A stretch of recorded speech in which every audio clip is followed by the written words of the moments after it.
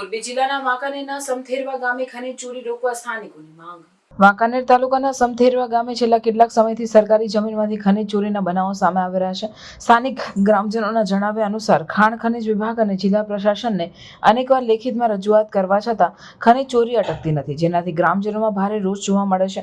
ગ્રામજનોનું કહેવું છે કે ખનીજ ચોરીના કારણે ગામની આસપાસના પર્યાવરણ અને જમીન પર નકારાત્મક અસર પડી રહી છે। તેઓએ કલેક્ટર, ડીડીઓ અને ખાણ ખનીજ વિભાગને લેખિતમાં ફરિયાદ કરી છે, પરંતુ હજુ સુધી કોઈ અસરકારક પગલાં લેવામાં આવ્યા નથી। સમથેરવા ગામના રહેવાસીઓએ તાત્કાલિક ખનીજ ચોરી અટકાવવા અને જવાબદાર લોકો સામે કડક કાર્યવાહી કરવાની માંગ કરી છે। તેઓએ ચેતવણી આપી છે કે જો તાત્કાલિક પગલાં નહીં લેવામાં આવે તો ઉગ્ર આંદોલન કરવામાં આવશે। આ મામલે સ્થાનિક પ્રશાસન અને ખાણ ખનીજ વિભાગે હજુ સુધી કોઈ સત્તાવાર નિવેદન આપ્યું નથી। ગ્રામજનોની માંગ છે કે તાત્કાલિક તપાસ કરીને ખનીજ ચોરી રોકવા માટે યોગ્ય પગલાં લેવામાં આવે।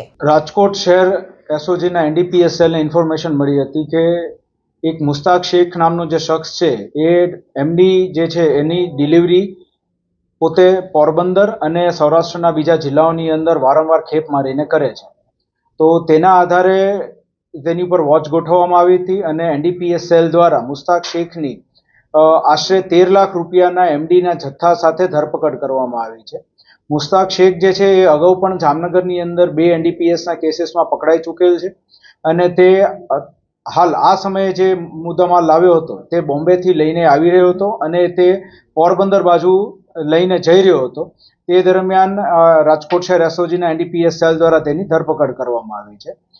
અગાઉ જે 2 ગુનાની અંદર એ પકડાઈ ચૂક્યો છે તેમાં પણ તે બોમ્બે બાજુથી જ તે મુદ્દામાં લાવ્યો હતો તેવું તેની અત્યાર સુધીની તપાસમાં ખુલેલું છે અને હાલ આ તપાસ જે છે યુનિવર્સિટી પોલીસ સ્ટેશન ખાતે શરૂમાં છે।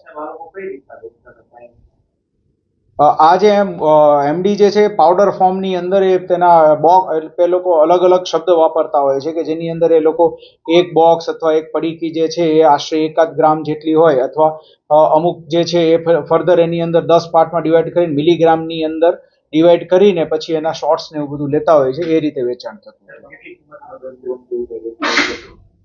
આ જે છે અત્યારે આપણી પાસે જે મુદ્દામાલ પકડાણો છે એ મુદ્દામાલને આપણે જે કમર્શિયલ જથ્થો છે એટલે એની જે રેગ્યુલર 10,000ની જે કિંમત છે એ મુજબ જ કિંમત ગણીને આગળ તપાસ હાથ ધરી છે। મુસ્તાક શેખનું હાલ જે આપણને પકડાણો છે એ હાલ આ મુદ્દામાલ જે છે એ પોરબંદર રાણાવા બાજુ લઈને જતો હતો એવી એની તપાસમાં ખુલેલું છે। પછી આગળ ફર્ધર આપણે જ્યારે વધુ તપાસ કરશું તો ખ્યાલ આવશે। એ બોમ્બેથી લઈને આવતો હતો અને પોરબંદર બાજુ એ આપીને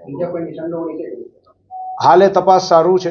યુનિવર્સિટી પોલીસ સ્ટેશન ખાતે એનડીપીએસ સેલ પણ આની અંદર ઇન્વોલ્વ છે, એટલે આપણે બીજા આપણા રાજકોટ શહેરના કોઈ પણ આરોપી એની અંદર છે કે કેમ એ બાબતે તપાસ શરૂ છે। હા, અગાઉ 2 ગુના એના જામનગરની અંદર દાખલ થયેલા છે અને એમાં એ બોમ્બેથી બાજુથી તે લઈને આવ્યો હતો।